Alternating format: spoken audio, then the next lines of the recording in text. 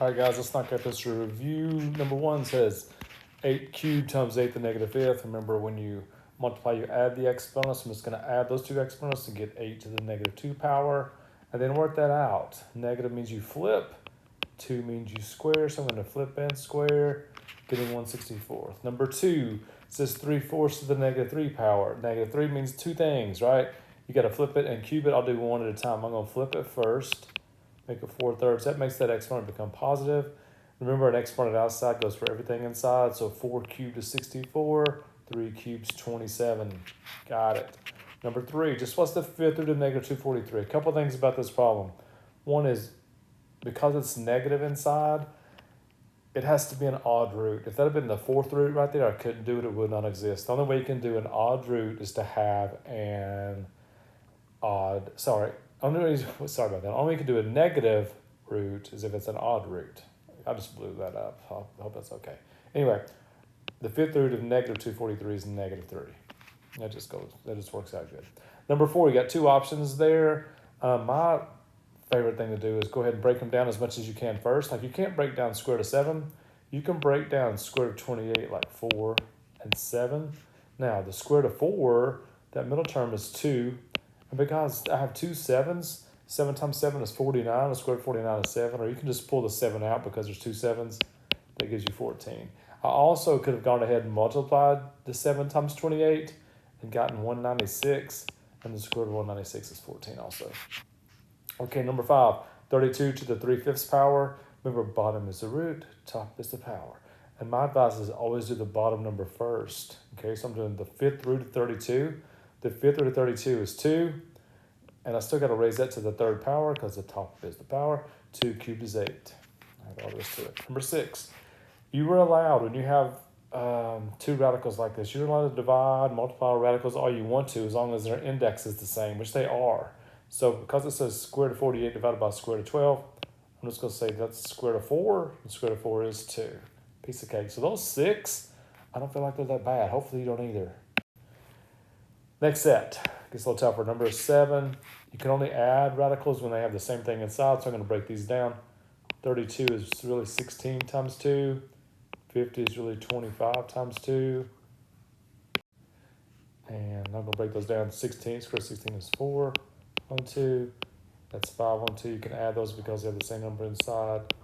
Make that 9, 1, 2. Number 8. Going to multiply these together.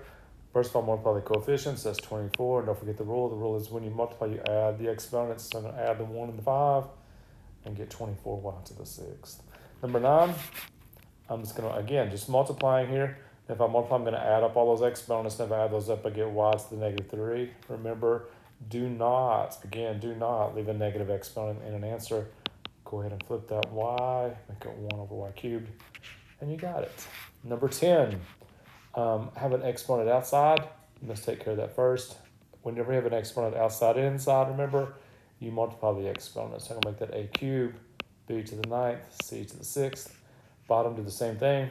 Multiply your exponents, a to the 4th, b to the 4th, c squared. And now I'm just going to, this division, so I'm going to subtract exponents. And don't forget, your variables stay where the bigger one is. So like the a's, the bigger a is on the bottom, it's 1 bigger. The bigger b is on the top, it's 5 bigger. The bigger c is on the top, it's 4 bigger. So there you go. When you get to 11, because the indices, I shouldn't say indexes, that's not the right word. The plural of indexes is indices. This is video, I gotta be accurate. Okay, so another way to do this is to make them fraction exponents. So that x, I would put, remember, don't forget, bottom is the root, top is the power. So it would be 2/4, but 2/4 is really 1/2. I'm gonna do the same thing with that y, that's also 1/2. So that's the first radical. Second radical, x would be 3/6, which is 1/2. Y would be 9/6. 9/6 is really 3/2. Now I can multiply. When I multiply, I'm adding exponents. For the x's, 1/2 plus 1/2 is 1. For the y's, 1/2 plus 3/2 is 4/2. 4/2 is 2. And there we go. Number 12. 12 looks pretty daunting. Let's see what happens. This 2 is the exponent on everything inside there. So I'm going to change colors so you can tell where I start here. I'm going to square the 2. That's 4. Multiply 2/3 times 2, that's 4/3. Multiply 1/2 times 2, that's just 1, so I'm just going to leave that x down there. The second fraction, 1/3, I'm multiplying everything in there by 1/3. So -3 times 1/3 is -1. I got to flip that in a minute. The y is going to be 2 because 1/3 times 6 is 2. Okay, here's the deal. It says 8 down here. I got to raise 8 to the 1/3 power. Don't forget what that means. That means cube root of 8 to the first power. The cube root of 8 is 2. And I'm going to have z. 4 times 1/3 is 4/3. Man, there's stuff everywhere there. Oh, but look what else. I hope you see what I see right here. I have z to the 4/3 up here, z to the 4/3 down there. They're out of here. I'm going to go ahead. Well, I also see a 2 and a 4, right?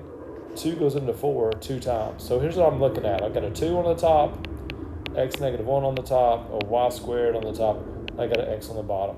The only thing I got to fix is I can't leave that negative x button right there.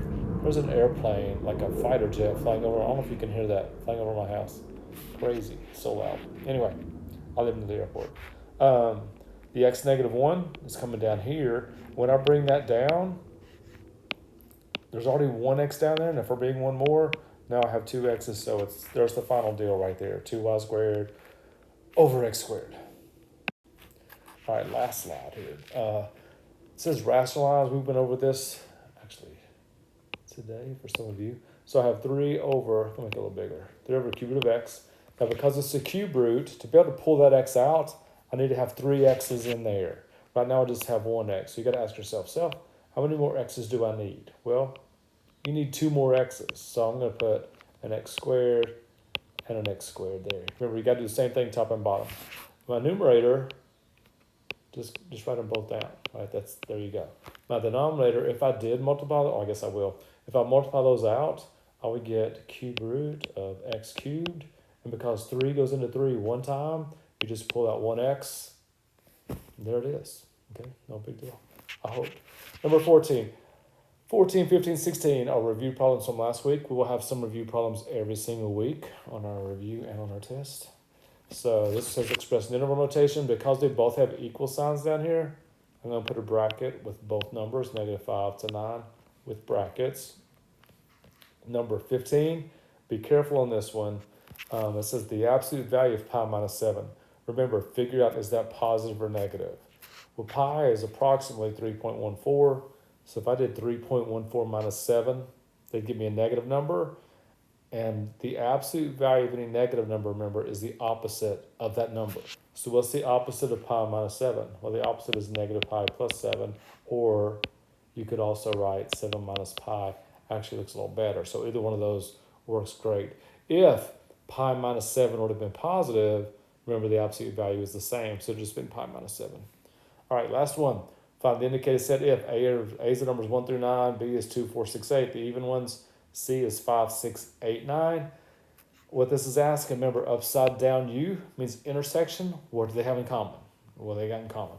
So what do all 3 sets have in common, if anything? I'm definitely seeing an 8, and I'm seeing a 6.